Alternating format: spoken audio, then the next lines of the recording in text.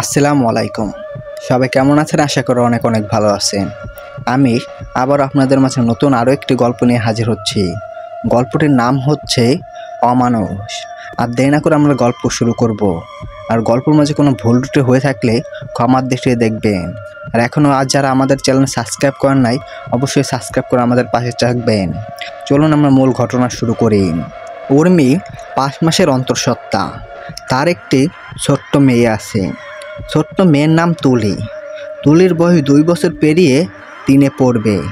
তারা শহরের শেষ প্রান্তে একটি বাসা ভাড়ায় থাকে। উর্মির স্বামী রিফাত শহরে আখের রস বিক্রি করে যা টাকা পায় তা দিয়ে কোনো মতে তাদের সংসার চলে। সারাদিন সে শহরে আখের রস বিক্রি করে সন্ধ্যার পর বাসায় ফিরে। এইভাবে তাদের সংসারটা বেশ ভালোই চলছিল। ছোট্ট মেয়ে তুলি টেলিভিশন কেনার বায়না ধরলেও রিফাত জানে এখন সে কতটা অভাবের মধ্যে দিয়ে দিন পার করতেছে। উর্মি বেশ লক্ষ্মী একটা মেয়ে। সংসারের যাবতীয় জিনিসের প্রতি তার চাহিদা সীমিত। সে সবসময় রিফাতের অবস্থাটা উপলব্ধি করে। কোনো রকম খেয়ে দিয়ে দিন পার করতে পারলেই হলো। উর্মি কোনোদিনও রিফাতের কাছে কোনো জিনিসের বায়না ধরে না। একটা মানুষ কিভাবে বাস্তবতা তার কাছে পরিস্থিতির চাপে নিজেকে সামলে নেয় সেটা সত্যি অবাক করার মতো। যে উর্মি বিয়ের আগে বাপের বাড়ি কত কিছু করে বেড়াতো, কিভাবে চলতো, জীবনযাপন থেকে শুরু করে সব কিছু ছিল অন্যরকম। তখনকার সময় উর্মি চুলে কাটিং করতো, মুখে নানা রকম মেকআপ করতো, হাতের নখগুলো ছিল অনেক লম্বা, পোশাকও ছিল অনেক উন্নত মানের ছোঁয়া। সব কিছু মিলিয়ে সে নিজের পরিবারে বিশাল জীবনযাপন করত। আর এখন কি না সেই উর্মি সংসার সামলাতে গিয়ে নিজের মধ্যে থাকা সব অভ্যাস পরিবর্তন করে অতীতের কথা ভেবে তার সামান্যটুকু খারাপ লাগে না। তারা দুজনে প্রেম করে বিয়ে করেছিল। দুই পরিবার থেকেই তাদের সম্পর্ক মেনে নিতে পারেনি, তাই তো আজ তাদের এই অবস্থা। অনেক চেষ্টার পরও রিফাত কোনো চাকরি না পেয়ে শেষে স্ত্রী উর্মির গহনা বিক্রি করে একটা ছোট্ট গাড়ি কেনে। তাতে ইঞ্জিন চালিত মেশিনে আখের রস বের করে। তা বিক্রি করে চলছে বেশ। উর্মির পণ্যের কাপড়টি জায়গায় জায়গায় ছিঁড়ে গেছে, তবুও সে একটা নতুন কাপড় কিনে দিতে বলে না। সে রিফাতকে খুব ভালোবাসে। তার চিন্তা ছোট্ট তুলিকে ভালো একটা স্কুলে ভর্তি করতে হবে। উর্মির শরীরটাও বেশ ভালো না। সে 5 মাসের অন্তঃসত্ত্বা হয়েও সংসারের সব কাজ সুন্দরভাবে সেরে নেয়। ভাবতেও অবাক লাগে এই মেয়েটি একদিন কত বিলাসিতার জীবনযাপন করত। এইভাবে স্বামী স্ত্রীও ছোট্ট তুলিকে নিয়ে তাদের জীবনযাপন ভালোই কাটছিল। হঠাৎই তাদের সংসারে অশুভ কোনো ছায়া পড়ে। এক সন্ধ্যাবেলা উর্মি রিফাতকে কল দেয়।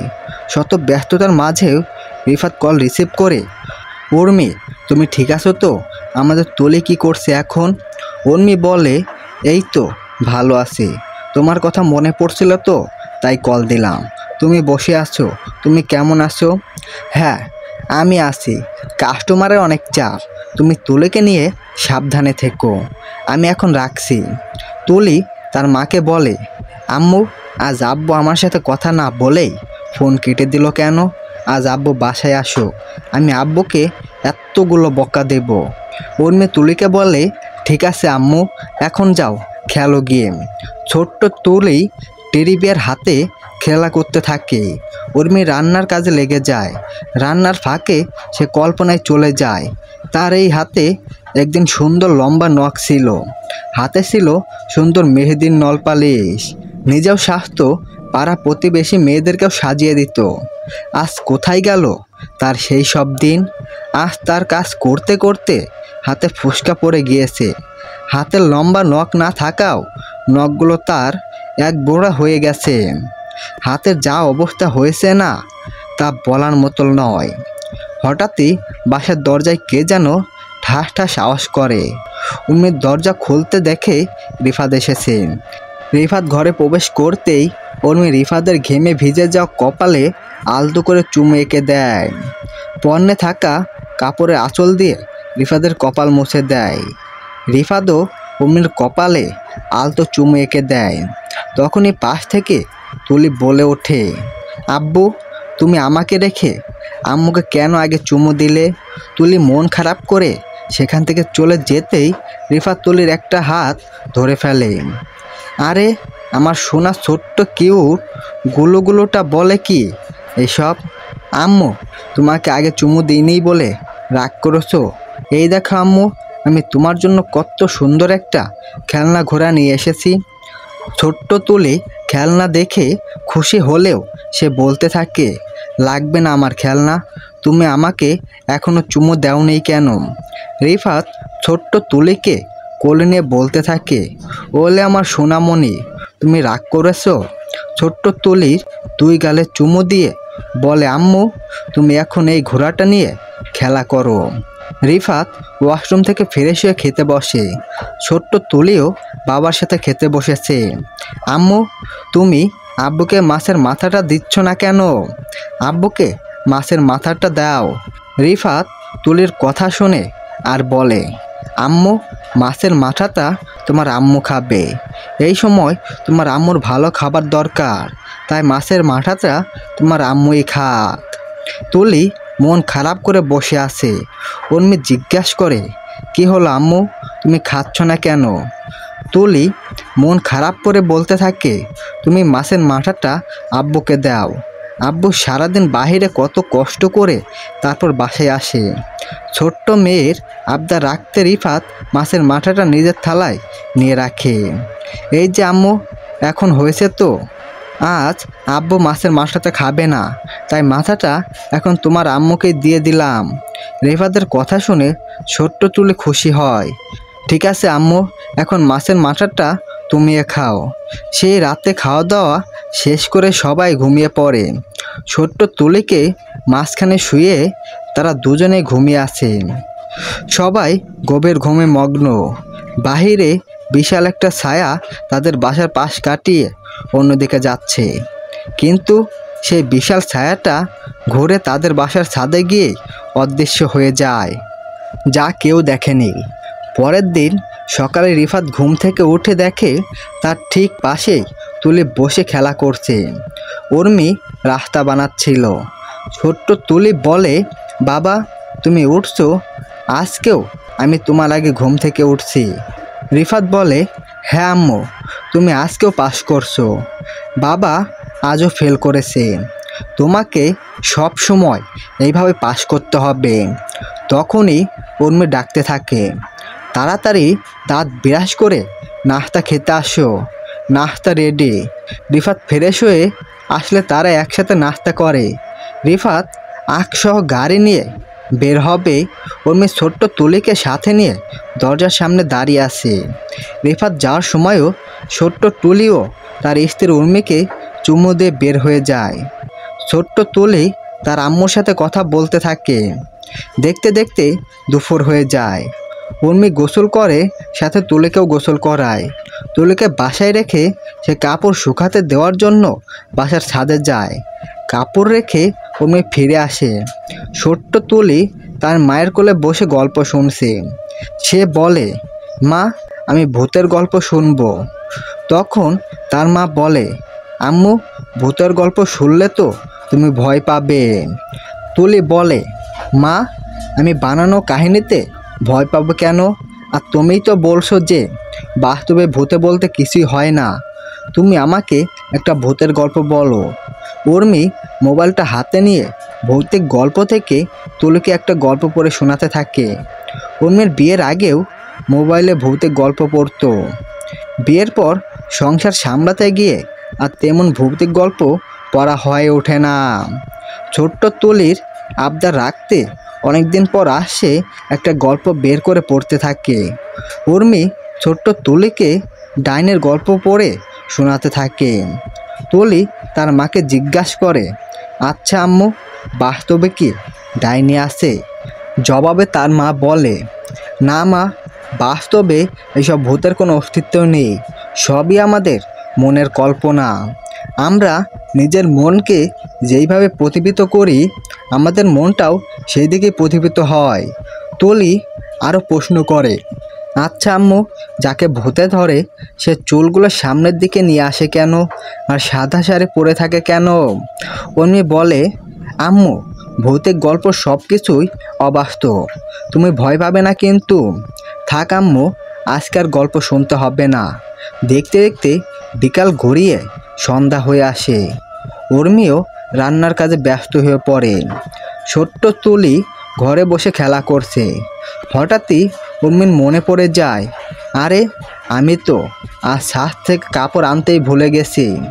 তাই সে তুলিকে বলে, আম্মু তুমি একটু বসো, আমি একটু ছাদে যাব আর আসবো। এই বলে সে দ্রুত ছাদে চলে যায়। ছাদে একটা কাপড় সেখান থেকে একটু দূরে পড়ে আছে। এটা দেখে উর্মি ভাবে হয়তো বাতাসে কাপড়টি সেখানে উড়িয়ে নিয়ে গিয়েছে। এটা ভেবেই সে কাপড়টি হাতে নেয়, আর ঠিক তখনই তার গায়ে ঠান্ডা বাতাস এসে লাগে। উর্মি দ্রুত ছাদ থেকে নেমে আসে। ছাদে কাপড় আনতে যাওয়ার পর থেকে সে কিভাবে যেন থাকে, কারোর সাথে তেমন কথা বলতে চায় না। তুলি তার ঠিক পাশেই বসে খেলা করছে। উর্মি সেদিকে কোনো খেয়ালই নেই। ছোট্ট তুলি সাথে উর্মি কেমন যেন আচরণ করতে থাকে। তুলি বলে, মা আমি ভাত খাবো, আমার খিদা পেয়েছে। উর্মি বলে, ঠিক আছে আম্মু, তুমি বসো, আমি রান্নাঘর থেকে তোমার জন্য খাবার নিয়ে আসছি। কিছুক্ষণ পর উর্মি একটা বাটি হাতে তুলির পাশে এসে দাঁড়ায়। ছোট্ট তুলি দেখে তার মা বাটি হাতে দাঁড়িয়ে আছে। তার মায়ের চুলগুলো সব সামনের দিকে ঝুঁকে আছে। ছোট্ট তুলির কাছে দেখে মনে হচ্ছে যেন তার মা কোনো ভূত সেজে তার সামনে মজা করছে। তুলি বলে, আম্মু তুমি আজ ভূত সেজেছ? সত্যি আম্মু, তোমাকে ভূতের মতোই লাগছে। উর্মি কোনো কথা বলে না। সে তুলির দিকে হাতে থাকা বাটিতে বাড়িয়ে দেয়। তুলি বাটিতে হাতে নিয়ে দেখে সেখানে শুধু রক্ত। এটা দেখে ছোট্ট তুলি বলে, মা আজ তুমি আমার সাথে ভূত সেজে খেলা করছো তাই না? উর্মি কোনো কথা বলে না, সে চুপ করে দাঁড়িয়ে থাকে। ছোট্ট তুলি জানেও না যে এখন তার মা উর্মি কোনো ভূতের খেলা করছে না। এই মুহূর্তেই উর্মি একটা ভূত, এটা ছোট্ট তুলি জানেই না। সে তার মাকে বলতে থাকে, ওই আম্মু, আমি আজকে আর ভূতের খেলা খেলবো না, আজ আমার ভয় লাগছে। ওই আম্মু, আমি ভয় পাচ্ছি। কিন্তু তখনও উর্মির চোখ বড় বড় করে ছোট্ট তুলির দিকে এক দৃষ্টিতে তাকিয়ে আছে। এটা দেখে তুলি তার মাকে জড়িয়ে ধরে। তখনই উর্মি ছোট্ট তুলিকে গলা ধরে শূন্যই ভাসিয়ে ধরে। ছোট্ট তুলি তার মায়ের এমন অদ্ভুত কাজ দেখে ভয় পেয়ে যায়। আম্মু আমায় ভয় করছে, আমাকে নিচে নামাও। কিন্তু তখনও উর্মি ছোট্ট তুলিকে শূন্যই ধরে রেখেছে। ছোট্ট তুলি তার মায়ের এমন অদ্ভুত কাজ দেখে ভয় পেয়ে যায়। আম্মু আমায় ভয় করছে, আমাকে নিচে নামাও। কিন্তু তখনও উর্মি ছোট্ট তুলিকে শূন্যই ধরে রেখেছে। উর্মিকে উঁচু করে ধরে আসে আর মুখে অদ্ভুত আওয়াজ করতে থাকে। হঠাৎই তার আম্মুর এমন আচরণ দেখে তুলি ভয় পেয়ে চিৎকার করতে থাকে। সে বারবার বলতে থাকে, আম্মু আমাকে ছেড়ে দাও, আমায় ভয় করছে। ঠিক তখনই দরজার ওপাশ থেকে কে যেন দরজা নক করে। উর্মি তুলিকে মাটিতে রেখে দরজা খুলে দেয়। দরজা খুলতেই সে দেখতে পায় বাইরে রিফাত দাঁড়িয়ে আছে। রিফাতকে দেখা মাত্রই ছোট্ট তুলি তার বাবাকে জড়িয়ে ধরে। আব্বু তুমি এসেছো? রিফাত তুলিকে কোলে নিয়ে সামনে চুমু খেতে থাকে। আম্মু তোমার কি হয়েছে, তোমাকে এমন দেখাচ্ছে কেন? তুলি বলে, আব্বু জানো না তো, আজ না আম্মু আমার সাথে ভূত খেলা খেলছে, আমি অনেক ভয় পেয়েছি আব্বু। রিফাত তুলিকে মাটিতে রেখে উর্মিকে ধমক দিয়ে বলতে থাকে, তোমাকে কতবার বলছি আমার তুলিকে সামনে কখনোই ভূতের গল্প পড়বে না, তুমি বোঝো না নাকি? তুলি তো ছোট্ট মেয়ে, যদি সে তোমার এইসব বানানো কাহিনী শুনে ভয় পেয়ে যায় তখন কি করবে? উর্মি বলে, আরে আমি তো শুধু একটা ভূত সেজে তুলিকে ভয় দেখানোর চেষ্টা করছিলাম, রিফাত উর্মির গালে সজোরে একটা থাপ্পড় দিয়ে বলতে থাকে, আমার মেয়ের যদি কিছু হয় তাহলে তোকে আমি ছাড়বো না। এইটুক ছোট্ট মেয়েকে কি কেউ এইভাবে হচ্ছে যে ভয় দেখায়? উর্মির গালে হাত দিয়ে মন খারাপ করে সেখান থেকে পাশ কাটিয়ে রুমে চলে যায়। সে শুয়ে বালিশে মুখ চেপে কান্না করতে থাকে। যেই রিফাত তাকে সারা জীবন ভালোবেসে গিয়েছে, আজ কিনা সেই রিফাত তার গালে হাত তুলছে। তুলি তার মায়ের কাছে গিয়ে বলতে থাকে, আম্মু তুমি কান্না করো না। আব্বুকে এতদিন ভালো মনে করছিলাম, কিন্তু আব্বু অনেক পচা। আব্বু তোমাকে মেরেছে। আম্মু তুমি কেঁদো না। উর্মি ওন্না দিয়ে চোখ মুছতে মুছতে তুলিকে কোলে নেয়। তুলি বলে, আম্মু আমি এই ব্যাপারে আব্বুকে না বললেই হতো। আম্মু এখন থেকে আমি আব্বুকে কিছুই বলবো না। যাই হয়ে যাক না কেন আব্বুকে কিছুই বলবো না। উর্মি তার মায়ের কথা শুনে গুণে আরও বেশি কান্না করে। রিফাত ওয়াশরুম থেকে ফ্রেশ হয়ে আসে। উর্মি কোথায় গেলে? আমার অনেক খিদা পেয়েছে। খাবার কোথায়? উর্মি কোনো সাড়া দেয় না। এইভাবে কিছুক্ষণ ডাকার পর রিফাত উর্মির কাছে যায়। রিফাত বলতে থাকে, দেখো উর্মি, সারাদিন বাইরে লোকালয়ে থেকে আমার মেজাজটা ঠিক ছিল না।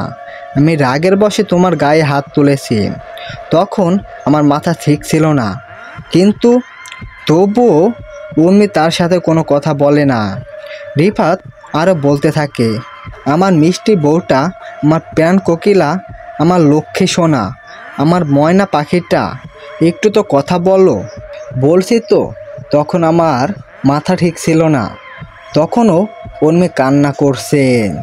রিফাত বলে, এই যে সুন্দরী, কানে ধরলাম, আর এমনটা হবে না। এইবার তো আমার দিকে তাকাও।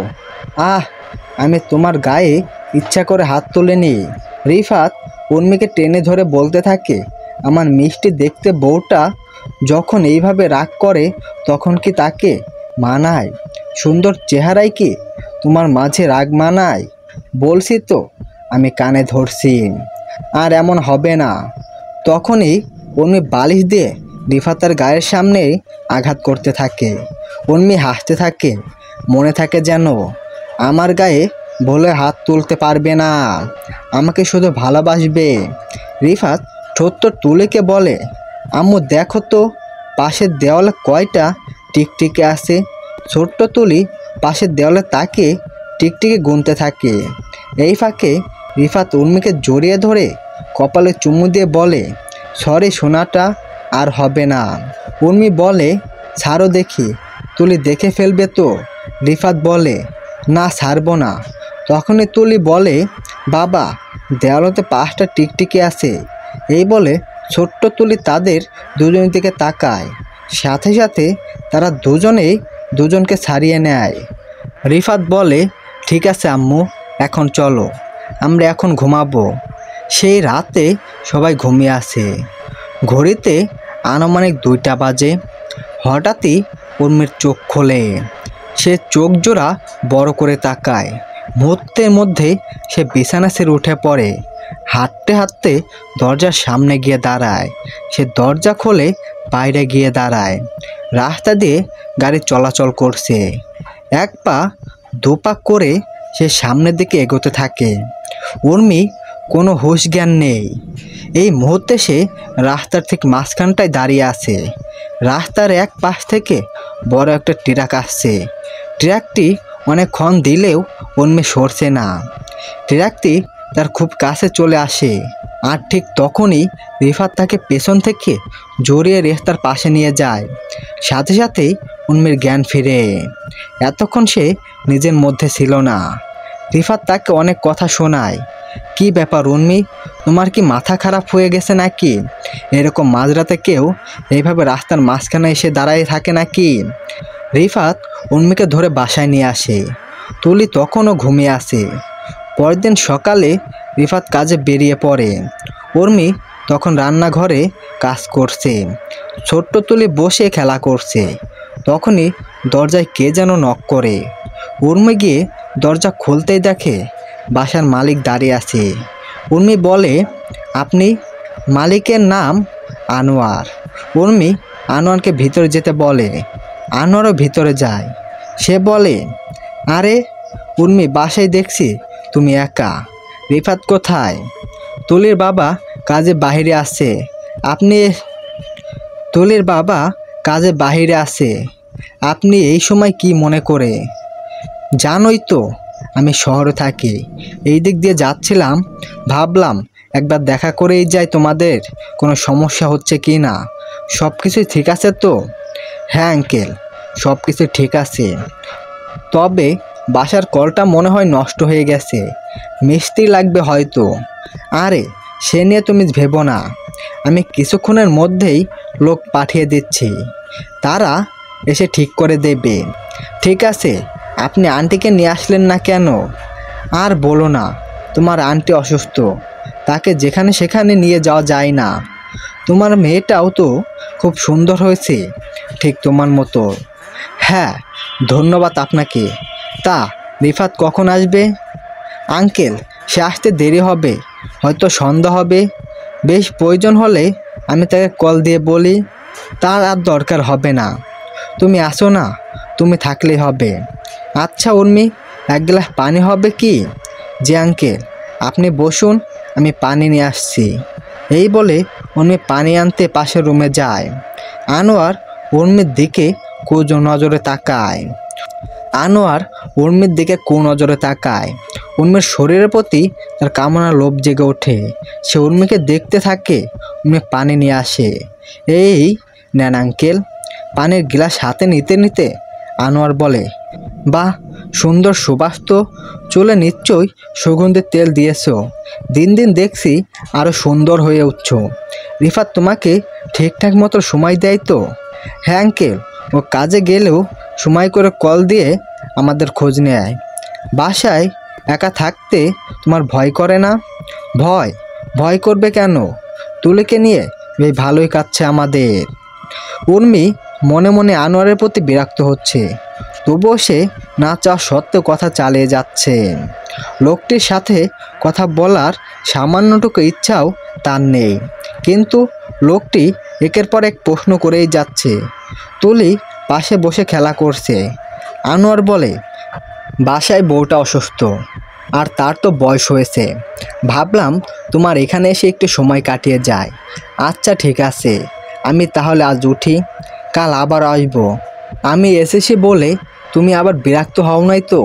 তুমি কোনো কথা বলে না। ঠিক আছে, আমি তাহলে যাই বলে আনোয়ার বাসা থেকে বেরিয়ে যায়।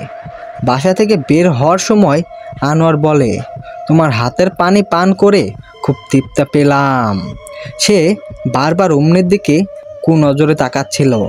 ব্যাপারটা উর্মি খেয়াল করে। সে আনোয়ারের প্রতি বিরক্ত। যাক, ব্যাটা গেছে, ভালো হয়েছে।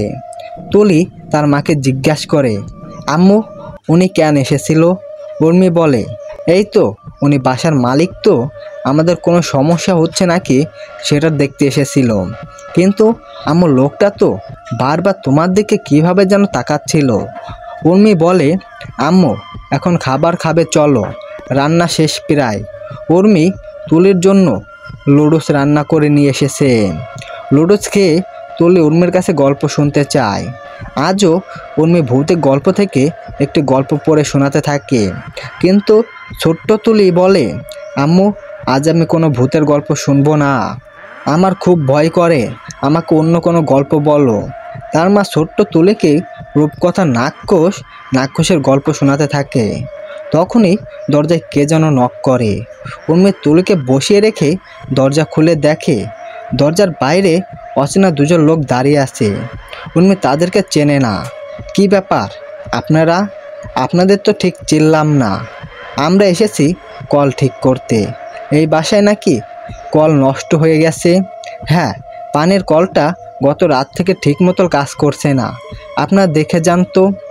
উর্মি স্মরণ মনে অচেনা দুজন লোককে মিস্ত্রি ভেবে রুমে ডেকে নেয়। লোক দুজন কলের কাছে যায়। উর্মি তখন ছোট্ট তুলিকে বিছানায় বসিয়ে রেখে কলের কাছে গিয়ে দাঁড়িয়ে থাকে। একটি লোক দাঁড়িয়ে আছে, আরেকজন কল খুলতে ব্যস্ত। লোকটি জিজ্ঞাসা করে, বাসায় আর লোকজন কোথায়? উর্মি জবাবে বলে, বাসায় আমি আর আমার মেয়ে তুলি আছি। অন্য লোকটি জিজ্ঞাসা করে, তা মেয়ের বাবা কোথায়? উর্মি বলে, মেয়ের বাবা তো বাইরে কাজে গেছে। এই সময় তারা কল ঠিক করে চলে যায়। তবে যাওয়ার সময় তারা বারবার উর্মির দিকে কোজ নজরে তাকাচ্ছিল। উর্মিও মুখে বিরক্ত ছাপ নিয়ে বলতে থাকে, কোথা থেকে যে এইসব লোক আসে, মনে হচ্ছে কোনোদিনও মেয়ে মানুষ দেখেনি। সেই দিন বিকালে উর্মি ছোট্ট তুলিকে নিয়ে বাসার ছাদে যায়। ছাদের পাশেই রয়েছে একটি বিশাল বাঁশঝাড়। তুলি তার আম্মুকে জিজ্ঞাসা করে, আম্মু, ছাদে কি ভূত থাকে? উর্মি জবাব দেয়, না আম্মু, ছাদে কোনো ভূত থাকে না। ভূত থাকে আমাদের অন্তরে, আমাদের মনে। ভূত থাকে তুমি যদি মন থেকে উপলব্ধি করতে থাকো, তাহলে তোমার মনে ভূত আছে। সেটা ছাদ বলে কোনো কথাই নেই। ছোট্ট তুলি তার মায়ের কথায় অতত বোঝে না। তখনই পাশের ঝাড় থেকে প্রচণ্ডভাবে বাতাস বইতে শুরু করে। ছোট্ট তুলি বারবার বলছে, মা চলো রুমে যাই, আমার এখানে ভয় লাগছে। তখনই তারা খেয়াল করে বাসার নিচে রিফাত দাঁড়িয়ে আছে। রিফাত বলছে, উর্মি, তোমাকে না কতবার বলছি তুমি কখনোই ছাদে উঠবে না, তারপরেও কেন ছাদে উঠছো? উর্মি বলে, আজ তো ছাদে উঠছি। সেই তুলিকে নিয়ে দ্রুত নিচে নেমে আসে। দরজা খুলতেই রিফাত রুমে প্রবেশ করে। উর্মি বলে, কি ব্যাপার, আজ এত তাড়াতাড়ি বাসায় ফিরলে যে? রিফাত বলে, হ্যাঁ, আজ শরীরটা তেমন ভালো না, তাই তাড়াতাড়ি চলে আসলাম। আচ্ছা ঠিক আছে, তোমরা বাপ মেয়ে বসে গল্প করো, আমি রান্না করতে গেলাম। দাঁড়াও উর্মি, এই নাও, এখানে কিছু ফল আছে, তোমার এই সময় ফল খাওয়ার প্রয়োজন। আচ্ছা ঠিক আছে, তুমি ফ্রেশ হয়ে আসো, আমি খাবার রেডি করতে গেলাম। উর্মি রান্নার কাজে ব্যস্ত। বেডরুমে ছোট্ট তুলি তার বাবার পিঠের উপর উঠে বসে আছে। সে তার বাবাকে ঘোড়া বানিয়ে খেলা করছে। ছোট্ট তুলি বলছে, বাবা, তুমি যে আমার ঘোড়া হয়েছ, তোমার কি কষ্ট হচ্ছে না? রিফাত বলে, না আম্মু, বাবার কাছে মেয়ের খেলনার ঘোড়া হওয়াটা যে কতটা আনন্দ তা তুমি বুঝবে না। তুলি আরও কিছুক্ষণ তার বাবার সাথে খেলা করে। হঠাৎই তুলি তার আব্বুকে বলে, আব্বু জানো, আজ না বাসার বাড়ির মালিক আনোয়ার এসেছিল। রিফাত আনোয়ার নাম শুনেই মুখে গভীর ভাব নেয়। লোকটা না তখন আম্মুর দিকে বারবার কীভাবে যেন তাকাচ্ছিল। রিফাত বলে, লোকটি আর কিছু বলছে কি? ছোট্ট তুলি বলে, আব্বু জানো, লোকটি আম্মুর কাছে পানি চাইছে। আম্মু লোকটিকে পানি দেয়। লোকটি পানি পান করে আম্মুকে ভালো বলছে। তারপর সেই লোকটি যাবার সময়ও আম্মুর দিকে বারবার তাকাচ্ছিল। রিফাত যদিও এসব জানতে চায়নি, তবু তার নিজের মেয়ে তুলির মুখেই এসব শুনে অবাক হয়। আব্বু জানো, বাসায় আরও দুজন লোক এসেছিল, তারা এসে আমাদের পানির কল ঠিক করে গেল। রিফাত বলে, হ্যাঁ আম্মু, তারা মিস্ত্রি। ছোট্ট তুলি বলে, বাবা জানো না তো, সেই লোকগুলো আম্মুর দিকে বারবার কীভাবে যেন তাকাচ্ছিল। তুলির মুখে এইসব কথা শুনে রিফাত রেগে যায়। সে ছোট্ট তুলিকে বিছানায় বসিয়ে রেখে রান্নাঘরে চলে যায়। উর্মি জিজ্ঞাসা করে, কি ব্যাপার, আজকে তোমার বেশি খিদা পেয়েছে নাকি যে শেষ পর্যন্ত রান্নাঘরে অবধি চলে এসেছো? রিফাত উর্মিকে একটা ধমক দিয়ে বলতে থাকে, এই, তোর কি এত রূপ বেড়েছে যে লোকজন শুধু তোর দিকে তাকিয়ে থাকে? তখন নিজের কাপড় কোথায় রাখিস? কাপড় ঠিক মতো পরিপাটি করতে পারিস না নাকি? উর্মি অবাক হয়ে জিজ্ঞাসা করে, দেখো, তুমি শুধু শুধু আমার সাথে এমন করছো। রিফাত রেগে গিয়ে উর্মিকে বলতে থাকে, তুই যদি সব কিছু ঠিকঠাক করে চলিস, তাহলে পরপুরুষ তোর দিকে কোন নজর তাকাই কেন? উর্মি বলে, তুমি তুলির কথায় আমার সাথে এমন করছো। রিফাত তুলিকে রান্নাঘরে নিয়ে আসে। এই তুলি কি মানুষ না? সে কি চোখে দেখে না? তার কি চোখ নেই? তুই পরপুষের সামনে শীতলতা বজায় রেখে চললেই তো তোর দিকে কোনো নজর তাকাতো না। আর ওই হারামজাদা আনোয়ার বাসায় আসে কেন? তুই তার সাথে রসিয়ে কথা বলিস, দেখিস তো সে বারবার বাসায় আসে। আর কোনোদিনও যদি শুনি আনোয়ার এই বাসায় এসেছে, তোর একদিন কি আমার একদিন। তুলি বারবার বলছে, আব্বু তুমি আম্মুকে বকাও না, আম্মুর কোনো দোষ নেই, লোকগুলো অনেক খারাপ, আম্মুর কোনো দোষ করেনি। রিফাত চোখে মুখে রাগের ছাপ নিয়ে রান্নাঘর থেকে বেরিয়ে বেডরুমে আসে। তুলি তার আম্মুর কাছে দাঁড়িয়ে আছে, উর্মি কান্না করছে। ছোট্ট তুলি বলছে, আব্বু ভালো না, আব্বু অনেক পচা, তোমাকে বকে শুধু। মেয়ে তুলিকে কোলে নিয়ে উর্মি কান্না করতে থাকে। রিফাত রাগে বাসা থেকে বেরিয়ে যায়। উর্মি দরজা বন্ধ করে বিছানায় বসে কান্না করছে।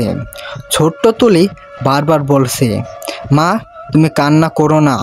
সে তুলিকে বুকে জড়িয়ে ধরে ফুপিয়ে ফুপিয়ে কান্না করে। অনেকক্ষণ যাবৎ সে মন খারাপ করে বসে থাকে। উর্মি তার অতীতের জীবনে কল্পনা করতে থাকে। অতীতে সে পরিবারের কত বিলাসিতা জীবনযাপন করত, কেউ তাকে একটা কথা বলতে পারেনি। পরিবারে সে রাজকুমারী হয়ে বড় হয়েছে। মা থেকে শুরু করে বাবা ভাই কেউ কোনোদিন তাকে কতকু কথা পর্যন্ত বলেনি। আজ সব কিছু ফেলে সে রিফাতকে ভালোবেসে সংসার করছে, আর সেই সংসার তার আজ এই অবস্থা। উর্মি তার মায়ের কথা ভাবছে। একসময় উর্মি ছোট্ট তুলিকে খাবার খাইয়ে ঘুম পাড়িয়ে দেয়। সে মন খারাপ করে বিছানায় বসে আছে। সে জানে না রিফাত কোথায় গিয়েছে। এত রাত হয়ে গিয়েছে, এখনও রিফাতের কোনো খবর নেই। তখনই দরজায় ঠাস ঠাস আওয়াজ হয়। উর্মি গিয়ে দরজা খুলে দেখে রিফাত দাঁড়িয়ে আছে। সে কোনো কথা না বলে সোজা বিছানায় গিয়ে শুয়ে পড়ে। পায়ের জুতা জোড়াও খোলেনি। উর্মি তার পাশে গিয়ে বসে। এই তুমি না খেয়ে শুয়ে পড়লে যে? রিফাত কোনো কথা বলে না। অনেকক্ষণ ডাকার পরেও রিফাত কোনো কথা বলে না। উর্মি রিফাতের পায়ের জুতা খুলে দেয়, তার গায়ে কাঁথা দিয়ে ঢেকে দেয়।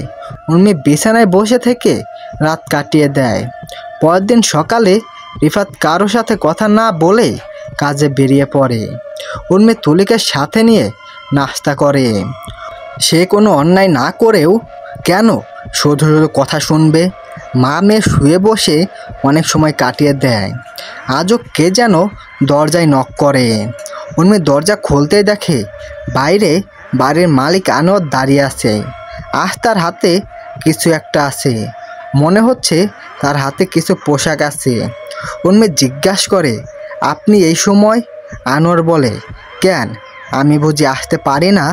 উর্মি বলে, দেখুন এই সময় বাসায় তুলির বাবা নেই, তা আপনার যার কথা তুলির বাবা আসলে তার সাথে বলবেন, এখন আপনি আসতে পারেন। আনোয়ার বলে, আমি তো আসতেই চাই বলে সে উর্মিকে ধাক্কা দিয়ে জোরপূর্বক রুমে প্রবেশ করে। উর্মি ভয় পেয়ে যায়। আজ লোকটি জোরপূর্বক রুমে ঢুকছে, যদিও পুরো বাড়িটা তার, তাই বলে একজনের বাসা অনুমতি ছাড়াই জোরপূর্বক কেউ ঢুকতে পারবে? আনোয়ার প্রথমেই তুলির কাছে গিয়ে কিছু চকলেট ধরিয়ে দেয়। ছোট্ট তুলি চকলেট পেয়ে তো মহা খুশি। সে তার মায়ের কাছে এসে বলতে থাকে, আম্মু দেখো, আঙ্কেল আমাকে চকলেট দিয়েছে। উর্মি কিছু বলার আগেই আনোয়ার তাকে বলে, তুলি তুমি এখন চকলেট খাবে। তুলিকে পাশের রুমে নিয়ে গিয়ে বলে, তুমি এখন খেলা করো, তোমার মা এখন কাজে ব্যস্ত আছে। তুলি বলে, আঙ্কেল আমাকে চকলেট দেওয়ার জন্য ধন্যবাদ। আনোয়ার বলে, তুমি এগুলো খেয়ে শেষ করো, তাহলে আরও চকলেট পাবে। আনোয়ার পাশের রুমে উর্মির কাছে আসে। উর্মি জিজ্ঞাসা করে, আপনি কেন এখানে এসেছেন? বলছি তো, আপনার যা দরকার তা তুলির বাবার কাছে বলবেন। আনোয়ার বলে, আরে তুমি শুধু শুধু রাগ করছো কেন?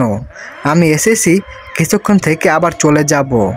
না, আপনি বাড়ির মালিক হতে পারেন, তাই বলে যখন তখন বাসায় ঢুকতে পারেন না। আহা, তুমি রাগ করছে কেন? তোমার সুন্দর মুখ রাগে মানায় না। দেখো তোমার জন্য কি নিয়ে এসেছি। উর্মি বলে, আমি দেখতে চাই না আপনি কি নিয়ে এসেছেন, আপনি চলে গেলে আমি খুশি। আবারও রেগে কথা বলছো? তোমার মতন এত সুন্দর একটা মেয়ে এভাবে রাগ করলে কেমন দেখায় বলো? আপনি এখন বের হয়ে যান এখান থেকে, নইলে আমি তুলি বাবাকে সব কিছু বলে দেব। আহ উর্মি, তুমি শুধু শুধু রাগ করছো। তুলির বাবা নেই বলেই তো আমি তোমাকে খেয়াল রাখছি। এই নাও, তোমার জন্য একটা শাড়ি এনেছি, তুলির জন্যও এনেছি। এই যে তুলির জন্য খেলনা এনেছি। তুলি খেলনার কথা শুনতেই পাশের রুম থেকে দৌড়ে আসে। আঙ্কেল, কোথায় আমার খেলনা? আনোয়ার তুলির হাতে খেলনাটি দিতেই তুলি পাশের রুমে গিয়ে খেলতে শুরু করে। দেখো উর্মি, আমার কি নেই, এই বাড়ি থেকে শুরু করে শহরের বাগান বাড়ি সবই আছে। কি নেই আমার, যা এই রিফাদের আছে। তুমি শাড়িটা পরে আসো, দেখবে তোমাকে এই শাড়িতে খুব সুন্দর লাগছে। আর সুন্দর লাগবেই না কেন, তুমি তো এমনিতেই অনেক সুন্দর। আনোয়ারের মুখে এসব কথা শুনে উর্মি রেগে চোখ বড় বড় করে তাকায়। আনোয়ার বলে, আরে উর্মি, তুমি মাথাটা ঠান্ডা করে একবার ভাবো, তুমি আমার সাথে থাকলে সব কিছুই তো তোমারই হবে। আনোয়ার মুখে এই কথা শুনে উর্মি দৌড়ে রান্নাঘর থেকে দাও এনে তার দিকে তেড়ে আসে। উর্মির হাতে দা দেখে আনোয়ার ভয়ে শাড়িটা সেখানেই ফেলে রুম থেকে বের হয়ে যায়। উর্মির সাথে সাথে দরজা বন্ধ করে দেয়। সে কান্না করতে থাকে। কত অপমান তাকে সহ্য করতে হবে। আজও বাসায় আনোয়ার এসেছে, এটা জানলে রিফাত তো তাকে আস্ত রাখবে না। সে কি করবে না করবে কিছুই বুঝতে পারছে না। পাশের রুম থেকে তুলে এসে বলতে থাকে, আম্মু, লোকটা আমাকে আরও খেলনা দিবে বলেছে। উর্মি তুলকে একটা থাপ্পড় দিয়ে বলতে থাকে, তুই এসব খেলনা নিয়েছিস কেন? খেলনাগুলো কেড়ে নিয়ে পাশের ঝোপে ছুঁড়ে মারে, আর শাড়িটাও পাশের ঝোপে ছুঁড়ে ফেলে দেয়। তুলে কান্না করতে থাকে। বিকেলে মা মেয়ে বসে গল্প করছে, তখন দরজায় কে যেন নক করে। উর্মি কোনো কিছু না ভেবেই দরজা খুলে দেয়, আর দরজা খুলতেই দুজন লোক দ্রুত রুমের ভিতর প্রবেশ করে। লোক দুটি সেই মিস্ত্রি দুজন, যারা গতকাল তাদের বাসায় কল ঠিক করতে এসেছিল। উর্মি কিছু করতে চাইলে সেই লোকগুলো উর্মিকে পেছন ধরে শক্ত করে ঝাপটে ধরে। উর্মি জিজ্ঞাসা করে, তোমরা কি চাও? ঘরে যা আছে সব নিয়ে যাও, আমাকে ছাড়ো বলছি। কিন্তু তারা উর্মিকে ছাড়ে না। উর্মি অনেক দৌড়াদৌড়ি করেও নিজেকে ছাড়াতে পারে না। পাশেই মাটিতে বসে থাকা ছোট্ট তুলি কান্না করতে থাকে। সে চিৎকার করতে থাকে। একসময় লোক দুটি উর্মির দুই হাত বেঁধে ফেলে। এখন উর্মি অসহায়ের মতন মাটিতে পড়ে আছে। একজন লোক গিয়ে তুলিকে পাশের রুমে রেখে বাইরে থেকে দরজা বন্ধ করে দেয়। উর্মি চিৎকার করছে দেখে লোকগুলো তার মুখে কাপড় গুঁজে দেয়। একসময় লোক দুইজন উর্মির দুই হাত বেঁধে ফেলে। এখন উর্মি অসহায়ের মতন মাটিতে পড়ে আছে। একজন লোক গিয়ে তুলিকে পাশের রুমে রেখে বাইরে থেকে দরজা বন্ধ করে দেয়। উর্মি চিৎকার করছে দেখে লোকগুলো তার মুখে কাপড় গুঁজে দেয়। কোনো উপায় না পেয়ে উর্মি চুপচাপ অসহায়ের মতন পড়ে থাকে। একটি লোক উর্মির কাছে গিয়ে দাঁড়ায়। লোকটি অন্য কথার ভাষায় গালাগালি করতে করতে উর্মিকে বলে, সুন্দরী, তোকে অনেক দিন থেকেই দেখে আসছি। তোর সুন্দর রূপ দেখে বহুদিন যাবৎ উপোস রেখেছি। আজ তোকে পেয়েছি, তোর রূপের সবটা নিয়ে উপভোগ মেটাবো। পাশের রুম থেকে ছোট্ট তুলি বারবার বলতে থাকে, শয়তান, আমার আম্মুকে ছেড়ে দে, আমার আম্মু অসুস্থ। এই কথা শুনে লোক দুজন হাসতে থাকে। এই মেয়ে, চুপ কর বলছি, নলে তোকে শেষ করে ফেলবো। উর্মি নড়াচড়া করতে চাইলেও পারছে না। একটা লোক উর্মিকে বলে, তোকে চুপ থাকতে বলছিলাম, তুই মানিসনি, তাই মুখে কাপড় গুঁজে দিয়েছি। যদি চুপ থাকিস তাহলে কাপড় সরিয়ে নেব। লোক দুজন উর্মির মুখ থেকে কাপড় সরিয়ে নিতেই সে বারবার চিৎকার করে বলতে থাকে, আমাকে ছেড়ে দাও, আমি 5 মাসের অন্তঃসত্ত্বা, তোমরা আমার সর্বনাশ করো না, ছেড়ে দাও আমাকে। লোক দুটি বলে, তোকে একটি শেষ সুযোগ দিয়েছিলাম, কিন্তু তুই শুনিসনি। এই বলে আবারও তারা উর্মির মুখে কাপড় গুঁজে দেয়। উর্মি নিঃশব্দে মাটিতে পড়ে আসে। লোক দুটি বলতে থাকে, গতকাল যখন তোর বাসায় কল ঠিক করতে আসি তখন তোর শরীরের প্রতি আমাদের মনে লোভ জন্মায়। আজ মনে যত খাইশ আছে তা সবই তোকে দিয়ে পূরণ করব। উর্মি নড়তেও পারছে না। একজন লোক বলে, কেউ চলে আসার আগেই তাড়াতাড়ি এই শরীরে উপভোগ করতে হবে। একজন বলে, আগে আমি এর সাথে সময় কাটাবো। পাশের রুম থেকে তখনও ছোট্ট তুলি চিৎকার করে বলছে, শয়তান, আমার আম্মুকে ছেড়ে দে। আব্বু জানলে তোদের আস্ত রাখবে না। মানুষরূপী সেই অমানুষগুলো তুলির কথায় কান দেয় না।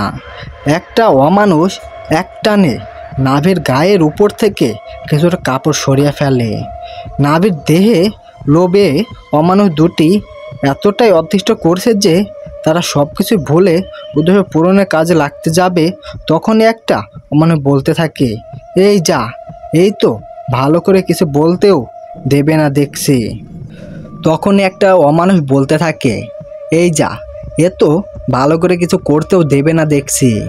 একে তো আরও বলতেও একটা অমানুষ বলতে থাকে, ওরে বাবা, এত দেখছি ভূত।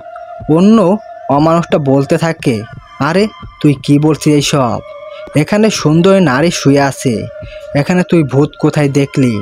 পাশ থেকে সে অমানুষটি বলতে থাকে, একবার তো এর চেহারাটা ভালো করে দেখ। বলতেই সে অমানুষ দেখে সত্যি ভয় পেয়ে যায়। সত্যিই তো এ কোনো মানুষ হতে পারে না। উর্মির জায়গায় একটা ভয়ঙ্কর চেহারা দেখতে একটা ডাইনে শুয়ে আছে। তারা দুজনেই সেখান থেকে সরে যায়। ও মা, এ তো দেখছি ভূত। দুজনেই ভয় পেয়ে দৌড়ে সেই রুম থেকে পালিয়ে যায়। দেখতে দেখতে সেই ডাইনিটাও নিজের হাতেই বাঁধন সব ছিঁড়ে ফেলে। সে ভয়ঙ্করভাবে হাসতে থাকে আর রাগান্বিত হয়ে মুখে এক অদ্ভুত আওয়াজ করতে থাকে। পাশের রুম থেকে তখনও তুলে বলছে, আমার মাকে ছেড়ে দে। তখনই দেখতে দেখতে সেই ভয়ঙ্কর ডাইনিটি স্বাভাবিক হয়ে অন্য রূপে ফিরে আসে। সে জানেও না যে সে কিছুক্ষণের জন্য ভয়ঙ্কর একটা ডাইনি হয়ে গিয়েছিল। সে শুধু এতটুকু জানে যে লোকগুলোকে সে ভূত সেজে ভয় দেখাচ্ছিল। উর্মির চোখের পানি মুছতে মুছতে দরজা খুলে তুলিকে সেই রুম থেকে বের করে আনে। তুলি তার আম্মুকে জিজ্ঞাসা করে, তখন লোকগুলো বারবার ভূত বলে চিৎকার করছিল কেন? ছোট্ট মেয়ে তুলির কথার জবাবে উর্মি বলে, আম্মু, ও লোকগুলো যখন আমার সাথে খারাপ কিছু করতে আসে তখন আমি ভূত সেজে তাদের ভয় দেখাই। ঠিক মাঝে মাঝে তোমার সাথে যেইভাবে ভূত সেজে খেলা করি। তুলি বলে, আম্মু, তুমি কত চালাক, সামান্য ভূতের খেলা দেখিয়ে লোকগুলোকে তাড়িয়ে দিলে। উর্মি বলে, ঠিক আছে, আজ যেসব ঘটনা ঘটেছে তা ভুলেও তোমার আব্বুর কাছে বলবে না। তোমার আব্বুকে এসব বললে আমাকে মারবে। সেদিন তো দেখছো আমি কিছুই করিনি, তবু আমাকে কত কথা বলছে। ছোট্ট তুলি তার মাকে জড়িয়ে ধরে বলে, আম্মু, আমি বাবাকে কিছুই বলবো না। সেই দিন রিফাত একটু দেরি করে বাসায় ফিরে। আর তার শরীরটা তেমন ভালো নেই। বাসায় আসতেই উর্মি জিজ্ঞাসা করে, কি ব্যাপার, আজ তোমাকে এমন দেখাচ্ছে কেন? না মানে, আজ শরীরটা বেশি ভালো না। কেন, কি হয়েছে? মাথাটা কেমন যেন ব্যথা করছে। ঠিক আছে, তুমি শুয়ে থাকো, আমি মাথা ব্যথার মলম লাগিয়ে দিই। আচ্ছা ঠিক আছে। তুলি খেয়েছে?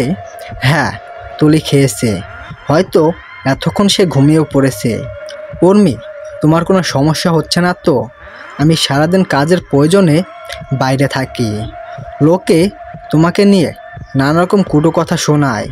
তুমি বলো, একজন তোমাকে নিয়ে আজেবাজ কথা বললে আমি কি ঠিক থাকতে পারি? কেন, কি হয়েছে? কি আর হবে? অনেকে বলে বাসায় সুন্দরী বউটা রেখে এবার বাইরে পড়ে থাকি। বউটা কি কোনো চাহিদা নেই? তাকেও মাঝে মধ্যে সময় দিস। তুই মানুষের কথা কোনো কান দিস না। আচ্ছা, আর মলম লাগাতে হবে না, এখন তুমি খেয়ে শুয়ে পড়ো। কি, তুমি না খেয়ে শুয়ে পড়বে নাকি? আমি আজ খাবো না, মাথাটা কেমন যেন করছে। ঠিক আছে, তুমি না খেলে আমিও খাবো না। দেখো, পাগলামি করো না তো, খেয়ে নাও। বলছি তো, আমার ভালো লাগছে না। আচ্ছা ঠিক আছে, তাহলে আজ না হয় দুজনে না খেয়ে থাকবো। তুমি চোখ বন্ধ করে রাখো, আমি তোমার মাথায় মেসেজ করে দিচ্ছি। দুজনেই ঘুমিয়ে আছে। তাদের দুজনের মাঝখানে ছোট্ট তুলি ঘুমিয়ে আছে। হঠাৎই রিফাতের চোখ খোলে। সে ছাদে কিসের একটা আওয়াজ শুনতে পায়। যদিও রিফাত তেমন একটা ছাদে যায় না, তবে এই রাতের বেলায় ছাদে কে আওয়াজ করছে তার পাশের বিছানায় তাকিয়ে দেখে সেখানে উর্মি নেই। এ কি, উর্মি কোথায় গেল? সে দ্রুত বিছানা ছেড়ে উঠে পড়ে। প্রথমেই ওয়াশরুমে খুঁজে দেখে, কিন্তু উর্মি সেখানে নেই। রিফাত তখনও ছাদ থেকে সেই আওয়াজটি শুনতে পায়। এ কি, পুরো বাসার কোথাও তো উর্মি নেই।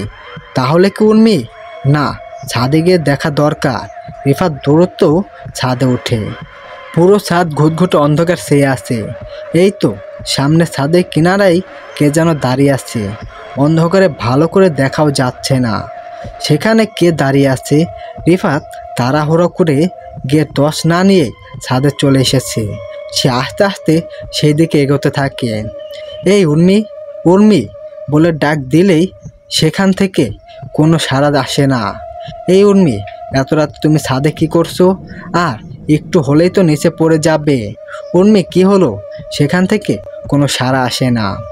রিফাত সেখানে গিয়ে পিছন থেকে উর্মিকে স্পর্শ করে।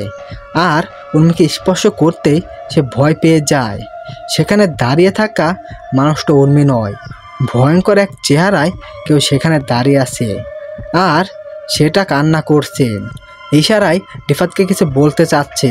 রিফাত ভয় পেয়ে দ্রুত ছাদ থেকে নামতে গেলে সিঁড়ি থেকে পা পিছলে নিচে পড়ে যায়। আর নিচে পড়তেই তার মাথায় আঘাত পায়।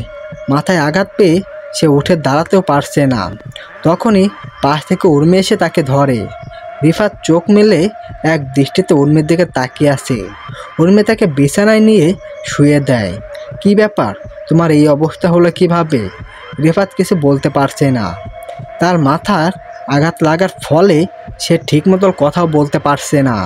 সে ভাবছে, এতক্ষণ তো উর্মি বাসায় ছিল না, তাহলে হঠাৎই সে কোথায় থেকে চলে আসলো? আর ছাদে এইমাত্র যাকে দেখলাম সেটা কে ছিল? রিফাত আর কিছু ভাবতে পারছে না। দ্রুত তার চোখ জোড়া বন্ধ হয়ে যায়। পরদিন সকালে সবাই ঘুম থেকে উঠলেও রিফাত ওঠে না। সচেতন হয়ে বিছানায় পড়ে আছে। হঠাৎই রিফাতের ওই অবস্থা দেখে উর্মি ভয় পেয়ে যায়। কি থেকে কি হয়ে গেল? এখন এই অবস্থা সে কাকে ডাকবে? তার তো পরিবার থেকে শুরু করে সবাই পর করে রেখেছে। উর্মি তার পরিচিত এক বান্ধবীকে ফোন করে পুরো বিষয়টা জানায়। তার বান্ধবী জানায় তাদের নিকটস্থ স্থলে হাসপাতাল, তার পরিচিত একজন ডাক্তার আছে। উর্মির বান্ধবী জানায়, ঠিক আছে, আমি তাহলে ডাক্তারকে এই বিষয়ে বলে দেখি উনি কি বলে। ঠিক আছে বলে উর্মি ফোন রাখে। ছোট্ট তুলি বারবার জিজ্ঞাসা করে, এই আম্মু, আব্বুর কি হয়েছে? আমার আব্বু কথা বলছে না কেন? উর্মি কান্না জড়িত কণ্ঠে মেয়েকে সান্ত্বনা দিয়ে বলে, তোমার আব্বুর কিছুই হয়নি, তোমার আব্বু ঘুমিয়ে আছে। রাতে ঠিকমতো ঘুমায়নি তো, তাই এখন ঘুমাচ্ছে। ছোট্ট তুলি তার মায়ের কথা বিশ্বাস করে না। হাজার হলেও তো নিজের বাবার এই অবস্থা, সে কি করে যা তা কথা বিশ্বাস করবে? উর্মি রিফাতের মাথায় পানি ঢেলে দেয়, কিন্তু তাতেও তার জ্ঞান ফিরে না। তখনই দরজায় কে যেন নক করে। উর্মি দরজা খুলতেই দেখে তার সেই বান্ধবী ডাক্তারকে সাথে নিয়ে হাজির। তার বান্ধবী বলে, তুই কোনো চিন্তা করিস না, আসলে কি হয়েছে ডাক্তার একটু চেক আপ করেই বলতে পারবে। ডাক্তার কিছুক্ষণ রিফাতকে চেক আপ করে। উর্মি জানতে চায়। ডাক্তার জানায় রিফাতের কিছুই হয়নি, মাথায় আঘাত লাগার কারণে সে মানসিক অচেতন হয়ে আছে। তার কখন জ্ঞান ফিরবে তা এখনও বলা যাচ্ছে না, তবে কয়েক ঘন্টা সময় তো লাগবে। আপনি কোনো চিন্তা করবেন না, উনি একসময় জ্ঞান ফিরে পাবে। এই বলে তার বান্ধবীও ডাক্তার সেখান থেকে চলে যায়। যাওয়ার সময় তার বান্ধবী বলে যায়, ভাইয়ার খেয়াল রাখিস। উর্মি রিফাতের কাছে বসে কান্না করতে থাকে। হঠাৎই রিফাতের কি হয়ে গেল? ছোট্ট তুলি বারবার তার মাকে জিজ্ঞাসা করে, আম্মু, আব্বু কথা বলছে না কেন? আম্মু, তুমি কান্না করো না, তোমার আব্বু অসুস্থ তো, তাই ডাক্তার ঘুমের ওষুধ দিয়েছে, সেই জন্য তোমার আব্বু ঘুমে আছে। এই মুহূর্তে উর্মির অবশ মেয়ে ছোট্ট তুলিকে সান্ত্বনা দেওয়ার ভাষা তার কাছে নেই। অনেকক্ষণ অপেক্ষা করেও তারা রিফাতের জ্ঞান ফিরতে দেখেনি। উর্মি তো রিফাতের বুকে মাথা রেখে কিছুক্ষণ কান্না করে। কি হয়ে গেল তোমার? তোমার কিছু হয়ে গেলে আমার কি হবে? আমাকে কে দেখবে? ঠিক তখনই দরজা খোলা পেয়ে বাসার মালিক আনোয়ার এসে হাজির। সে বলতে থাকে, কি হয়েছে? আমি আসি না? আমি তোমাকে দেখব সুন্দরী, তোমাকে দেখার জন্য আমি তো আসি। রিফাতকে এই অবস্থায় দেখে আনোয়ার বলতে থাকে, আহ বেচারা, একটা কিউট বাচ্চাকে রেখে এইভাবে চলে যেতে পারে না। বাচ্চাটার কি হবে? উর্মি তো সুন্দরী, তাকে দেখার জন্য তো আমি আসি। কিন্তু তুলির কি হবে? আনোয়ারের এরকম অসভ্য কথায় উর্মি রেগে যায়। দেখুন, আপনি এই বাসার মালিক বলে যখন তখন এইভাবে বাসায় ঢুকে যেতে পারেন না। এই মুহূর্তে আপনি বাসা থেকে বেরিয়ে যান। আনোয়ার বলে, আহা সুন্দরী, তুমি রাগ করছো কেন? আমি কি তোমাকে খারাপ কিছু বলছি? একবার রিফাতের অবস্থাটা দেখো, সে যদি আর স্বাভাবিক না হয় তখন কি হবে? আর রিফাতের যা অবস্থা দেখছি তাতে মনে হয় না সে বেঁচে ফিরবে। আমার কথা অমত না করে রাজি হয়ে যাও, চলো আমরা দুজনে বিয়ে করে ফেলি। আনোয়ারের এসব নোংরা কথায় উর্মি আরও রেগে যায়। সে তো আনোয়ারের গালে কষি একটা থাপ্পড় দেয়। আনোয়ার থাপ্পড় খেয়ে হিংস্র হয়ে ওঠে। এই তোর অনেক জেদ তাই না? সে ছোট্ট তুলির সামনে পেছন থেকে উর্মির 2 হাত ধরে ফেলে। আনোয়ার বলতে থাকে, ভেবেছিলাম ভালোভাবে তুই আমার কথায় রাজি হয়ে যাবে, কিন্তু তুই আমার কথা শুনলি নেই। চেয়েছিলাম তোকে বিয়ে করে তোর সাথে বাসর করব। এখন যা করব সবই বিয়ে না করেই করব। তোর সব জেদ আমি কমিয়ে দিচ্ছি বলেই সে উর্মির 2 হাত বেঁধে ফেলে। ছোট্ট তুলি বারবার আনোয়ারকে চট থাপ্পড় দিতে থাকে, ছেড়ে দে শয়তান, আমার আম্মুকে ছেড়ে দে। আনোয়ারের এক ঝটকায় তুলি পাশে ছুঁড়ে পড়ে। তাতে ছোট্ট তুলির কপালে আঘাত লেগে সেখান থেকে রক্ত ঝরতে থাকে। ছোট্ট তুলি আম্মু আম্মু বলে কান্না করতে থাকে। উর্মি কিছু করতে পারছে না। অমানুষ আনোয়ারকে তার 2 হাত বেঁধে ফেলেছে। তাদের সামনে রিফাত থাকা সত্ত্বেও সে কিছুই করতে পারছে না। তুলি বারবার তার আব্বুকে ডাকতে থাকে, আব্বু তুমি ওঠো, আব্বু তুমি আম্মুকে বাঁচাও। কিন্তু রিফাতের কোনো হুঁশ জ্ঞান নেই। আনোয়ার তুলকে টেনে হিঁচড়ে পাশের রুমে গিয়ে বাইরে থেকে দরজা বন্ধ করে দেয়। উর্মি দৌড়ে পালিয়ে যেতে চাইলেও অমানুষ আনোয়ার তাকে ধরে ফেলে। সুন্দরী, তুই পালাবি কোথায়? ভালোই ভালোই আমাকে তোর শরীর ভোগ করতে দে, নইলে তোর স্বামীকে এই অবস্থায় শেষ করে ফেলবো। কথাটা বলতেই সে রিফাতের কাছে গিয়ে দাঁড়ায়। সে একটা লাঠি নিয়ে দাঁড়িয়ে আছে। এই উর্মি, দেখছিস এই লাঠি দিয়ে তোর স্বামীর মাথায় একটা আঘাত করলেই হবে। বুঝতেই তো পারছিস এটা দিয়ে একটা আঘাত করলে তার কি অবস্থা হবে। উর্মি বলে, না আপনি এটা করবেন না, আমার স্বামীকে মারবেন না, আপনি তাকে কিছুই করবেন না। উর্মির স্বামী প্রাণ বাঁচাতে অমানুষ আনোয়ারের কথায় রাজি হয়। আনোয়ার হাসতে হাসতে বলে, এই তো লক্ষ্মী মেয়েটার মতো কথা। এখন তোর সাথে যা কিছু তা তুই মুখ বুজে সহ্য করে যাবি। যদি কোনো রকম চিৎকার চেঁচামেচি করিস তো তাহলে আমার চাইতে খারাপ কেউ হবে না। তোর স্বামীকে বলেই সে হা হা করে হাসতে থাকে। সে উর্মির কাছে এসে দাঁড়ায়, উর্মিকে ধরে একটা ধাক্কায় বিছানায় ফেলে দেয়। উর্মিও অসহায়ের মতল হয়ে বিছানায় পড়ে থাকে। অমানুষ আনোয়ার উর্মির শরীরটার কাছে থেকে দেখছে। মনে হচ্ছে সে উর্মির শরীরটাকে চোখ দিয়ে ধর্ষণ করতেছে। উর্মি বারবার বলছে, আমাকে ছেড়ে দাও। মানুষরূপী অমানুষ আনোয়ার উর্মির কোনো কথাই শোনে না। সে একটানা উর্মির গা থেকে কিছুটা কাপড় সরিয়ে ছিঁড়ে ফেলে। উর্মি নিরুপায় হয়ে ভাবছে, এই বুঝি তার সতীত্ব হারিয়ে যাচ্ছে। অমানুষ। কিন্তু তখনই ছাদে কোনো কিছুর আওয়াজ হয়। মুহূর্তের মধ্যে অমানুষ আনোয়ার থেমে যায়। সে উর্মিকে জিজ্ঞাসা করে, কিরে বাসায় আর কেউ আছে? উর্মি অসহায়ের মতো জবাব দেয়, বাসায় তো আর কেউ নেই। অমানুষ আনোয়ার বলে, না হতে পারে না, হয়তো ছাদে কেউ লুকিয়ে আছে। সত্যি করে বল, তুই কি প্ল্যান করেছিস? উর্মি বলে, আমি কিছুই জানি না। সেই অমানুষটি উর্মিকে রেখে ছাদের দিকে যায়। ছাদে উঠতেই দেখতে পায় ছাদের এক প্রান্ত একটি মেয়ে দাঁড়িয়ে আছে। মেয়েটি অন্যদিকে তাকিয়ে আছে। তার পেছন থেকে দেখে বোঝার কোনো উপায় নেই এটা আসলে কে। সে জোর গলায় জিজ্ঞাসা করে, এই কে রে, কে এখানে? কিন্তু তখনও মেয়েটি কোনো সাড়া দেয় না। অমানুষটা আস্তে আস্তে মেয়েটির কাছে যায়। মেয়েটির মাথার চুলগুলো খুব সুন্দর আর অনেক লম্বা। এই মেয়ে, তুই এই সময় ছাদে কি করছিস আর তোর বাড়ি কোথায়? মেয়েটি কোনো কথা বলে না। সে আস্তে আস্তে মেয়েটির কাছে গিয়ে থামে। মেয়েটির কাঁধে একটা হাত রাখে আর তখনই সে মেয়েটা তার দিকে তাকায়। অমানুষ আনোয়ার মেয়েটিকে লাবণ্য সুন্দর চেহারা দেখে অবাক হয়। আরে, এত সুন্দর একটা মেয়ে এখানে, আর আমি সেটা জানি না? আজ তো একে আমি পথক করব। এই মেয়ে, তুই এখানে কি করছিস? না একবারও মেয়েটি কথা বলেনি। অমানুষটি বলতে থাকে, যাক ভালোই হলো, আজ আমার কপালটাই ভালো, মেঘ না চাইতেই বৃষ্টি। সে মেয়েটিকে জড়িয়ে ধরে, আজ তো তোর শরীরে জ্ঞান নিয়েই ছাড়বো। এই বলে সে মেয়েটিকে মাটিতে ফেলে দেয়। কিন্তু মেয়েটি নিজেকে ছাড়িয়ে নিতে চাচ্ছে না। ততক্ষণে বাসায় উর্মি হাত বাঁধা অবস্থায় ছটফট করতে থাকে। পাশের রুমে বন্দি ছোট্ট তুলিও কান্না করছে। উর্মির ঠিক পাশেই অচেতন অবস্থায় রিফাত পড়ে আছে। হঠাৎই রুমের দরজা খুলতে দেখা যায়। আজও সেই নরপশুগুলো এসেছে, সেই অমানুষগুলো যারা গতকাল উর্মিকে শীতলতা করতে চেয়েছিল।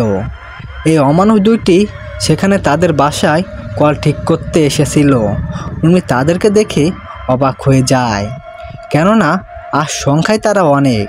কেউ তো বলছে, আরে এ তো ভূত, এ তো দেখছি সুন্দরী এক মহিষী নারী। আরে একে তো আমি, পাশ থেকে অন্য আরেকজন বলতে থাকে, একে তো আমি এমন অবস্থা করে ছাড়বো যে বাইরে কারো কাছে মুখ দেখাতে পারবে না। ছোট্ট তুলি পাশের রুম বন্দি আছে, তাই উর্মির সাথে কি হচ্ছে তা সে কিছুই জানে না। দুজন প্রথমে অচেতন রিফাতকে খাটের সাথে বেঁধে ফেলে। কতটা অমানুষ হলে একজন অচেতন মানুষকে বেঁধে রাখে। দুজনে মিলে উর্মির কাছে যায়। একজন তো বলেই ফেলে, আরে আজকে দেখছি মা আগে থেকেই রেডি হয়ে আছে। আজ তো আমি তোর সাথে এমন কিছু করব যে তোর শরীরে থাকা ভূত আমার অত্যাচার সহ্য করতে না পেরে পালাবে। এই বলেই সে অমানুষটা উর্মির গায়ের উপর ঝাঁপিয়ে পড়তে যাবে, তখনই ছাদ থেকে চিৎকারের আওয়াজ আসে। সাথে সাথে সবগুলো অমানুষ উঠে যায়। কি ব্যাপার, ছাদে আবার কি হলো? এই চল দেখে আসি। এই বলে সবগুলো অমানুষ ছাদে যায়। আর ছাদে গিয়ে তারা দেখে অমানুষ আনোয়ার ছাদে মেঝেতে পড়ে আছে। তার চোখ মুখ দিয়ে রক্ত বের হচ্ছে। সবগুলো অমানুষ জিজ্ঞাসা করে, কি ব্যাপার, আপনি কে? আর আপনার এই অবস্থা করলো কে? অমানুষ আনোয়ার কিছু বলতে চাইলে তখনই সে মারা যায়। সবগুলো অমানুষ অবাক হয়ে যায়। লোকটা কিছু একটা বলতে চেয়েছিল, কি বলতে চেয়েছিল, আর লোকটা এখানে ছাদে কি করছে? তারা সবাই চিন্তায় পড়ে যায়। একজন বলে, এই শোন, এই বাসায় লোকটি খুন হয়েছে, কোনো ঝামেলা হওয়ার আগেই নিচের মালটাকে পরখ করতে হবে, চল তাতে। বলে সবাই নিচে উর্মির কাছে আসে। উর্মি তখনও ছটফট করতে থাকে। ততক্ষণে সন্ধ্যা হয়ে আসে, চারিদিকে অন্ধকার ছেয়ে যাচ্ছে। অমানুষগুলো বলতে থাকে, অনেকদিন যাবৎ এই সুন্দরকে দূর থেকে দেখে আসছি। সুন্দরের শরীরের গঠন আমার পাগল বানিয়ে দিয়েছে। একটা মেয়ে এত সুন্দর শরীর গঠন বলে একজন উর্মিকে ধরতে যাবে, উর্মির হাত বাঁধা, তাই কিছু করতে পারছে না। সে সামনের পা ছড়াছড়ি করতে থাকে। দুজন অমানুষ উর্মির দুপা শক্ত করে চেপে ধরে। উর্মি অসহায়ের মতো পড়ে আছে। আজ বুঝি তার সতীত্ব যেতে চলেছে। একটা অমানুষ উর্মির গায়ে হাত দিতে যাচ্ছে। উর্মি চোখ বন্ধ করে রাখে। আর তখনই পাশে অচেতন হয়ে পড়ে থাকা রিফাতের জ্ঞান ফিরে আসে। রিফাতের জ্ঞান ফিরতেই সে সামনে তুলির ও উর্মির নাম ধরে ডাকতে থাকে। তখনই সেই অমানুষগুলো উর্মিকে ছেড়ে দেয়। এই যা, কাজের সময় আমার ডিস্টার্ব ভালো লাগে না, এই যা তো এর স্বামীকে শেষ করে আয়, আমি এই মালটাকে দেখছি। এই বলে সে উর্মির গায়ে হাত দিতেই যাবে, তখনই রিফাত বলতে থাকে, শয়তানের দল, আমার উর্মিকে ছেড়ে দে, ছেড়ে দে। কিন্তু সেই অমানুষগুলো তার কথা কানে না দিয়ে তাদের কাজে লেগে পড়ে। তখন উর্মি চোখ মেলে তাকায় আর সাথে সাথে সবগুলো অমানুষ চারিদিকে ছিটকে পড়ে। উর্মির হাতের বাঁধন খুলে যায়। সবাই বলতে থাকে, এটা কি হলো? এই বেটির এত শক্তি কোথায় থেকে এলো?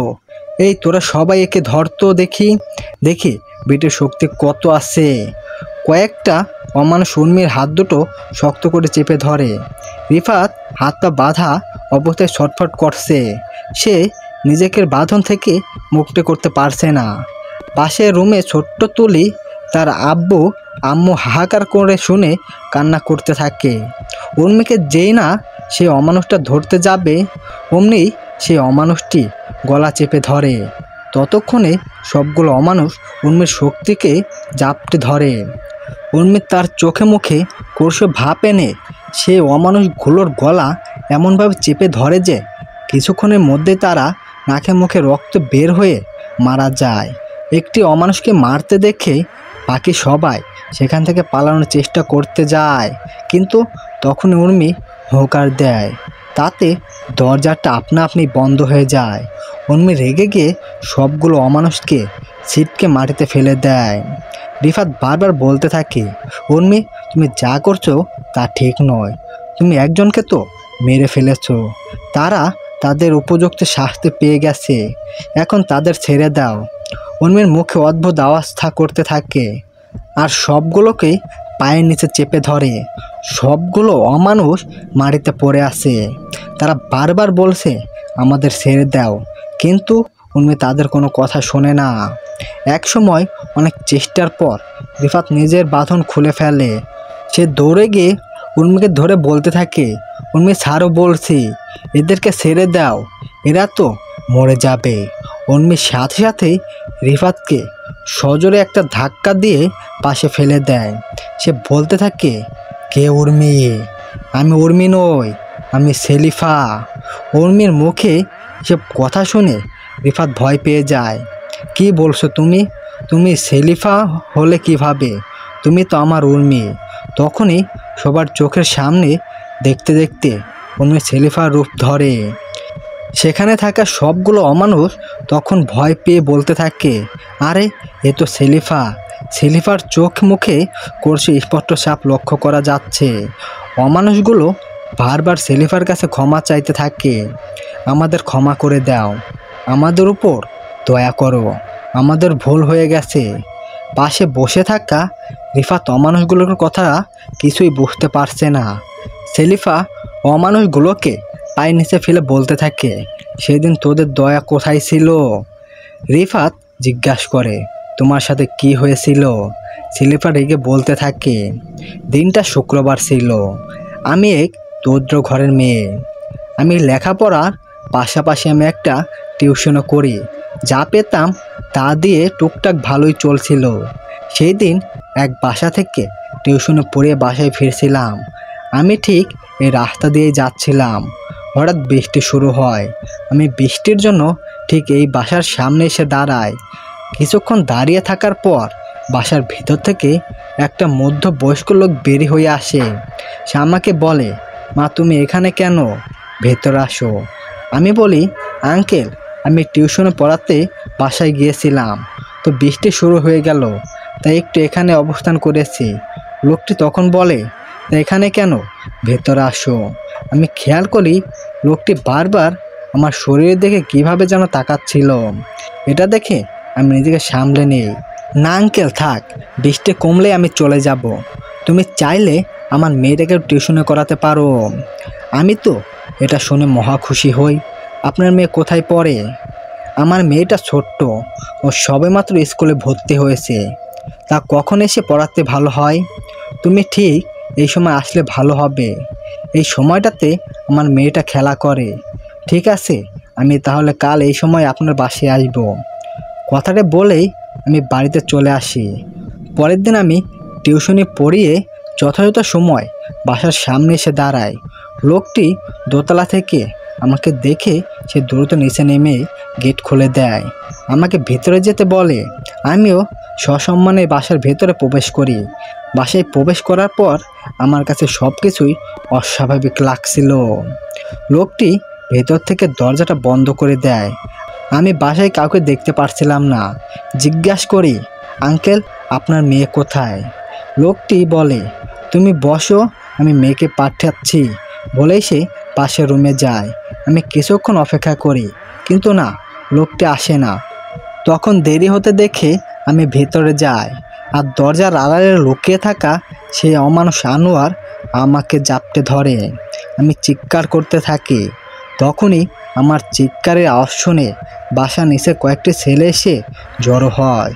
অমানুষ আনোয়ার আমাকে জড়িয়ে ধরে। আমি অমানুষ আনোয়ার হাত থেকে কামড় দিয়ে সেখান থেকে পালিয়ে আসি। তখনই সেই বাসার নিচে অবস্থা করা ছেলেগুলো আমার পিছু নেয়। তাদের মতিগতি দেখে আমার সন্দেহ হয়।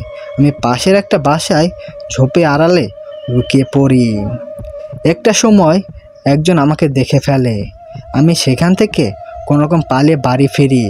ভেবেছিলাম সব কিছুই ঠিক হয়ে যাবে, কিন্তু না, আমার জীবনে নেমে আসে কাটাময় দুর্দৃশ্য সহ অন্ধকার। রাতের বেলায় ছেলেগুলো বাড়ির পাশে উঁচু পেতে থাকে।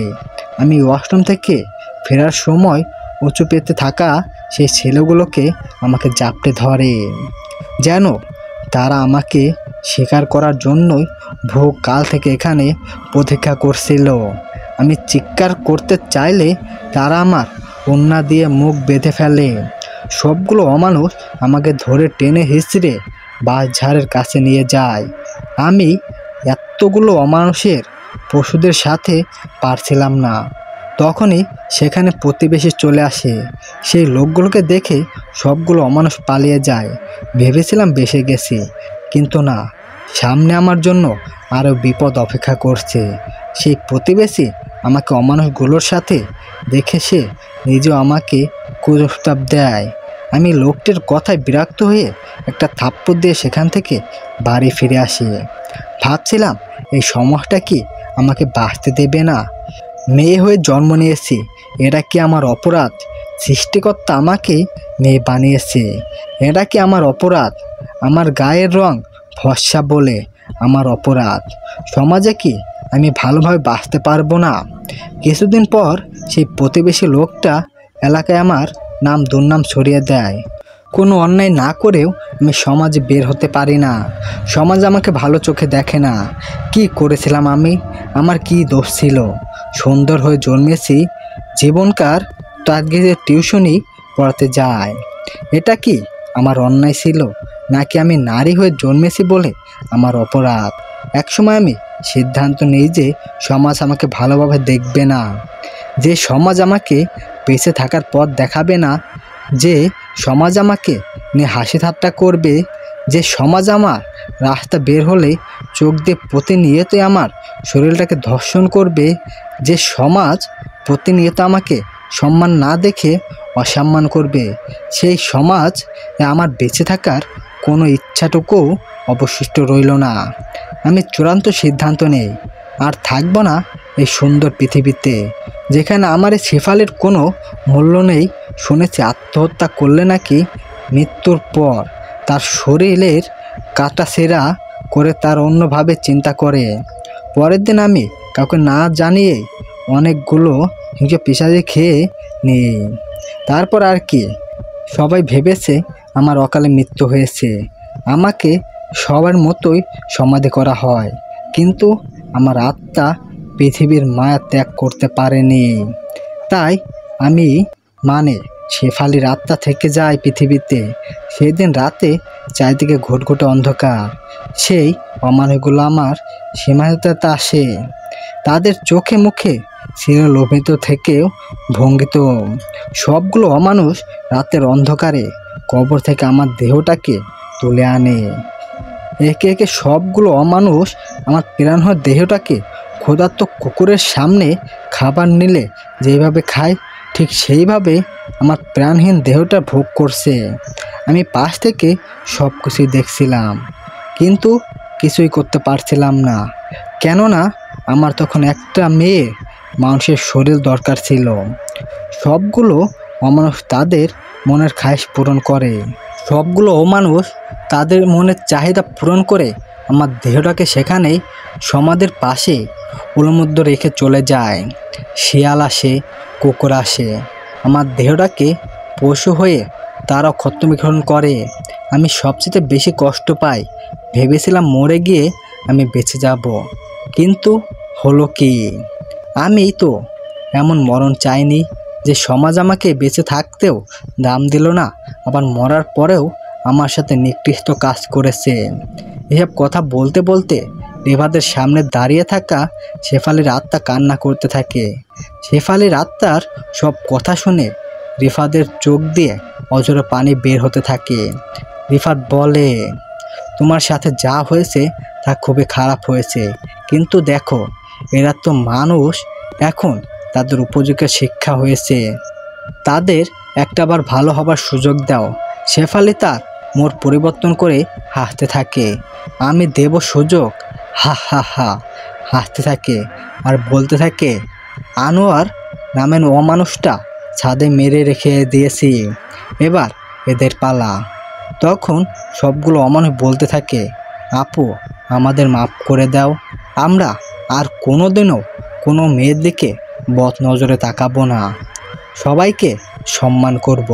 শেফালি হাসতে হাসতে বলে, যে সমাজ আমার ঠাঁই দেয়নি সেখানে তোদের মতো মানুষরূপী অমানুষদেরও ঠাঁই হবে না, তোদের মরণ হবেই হবে।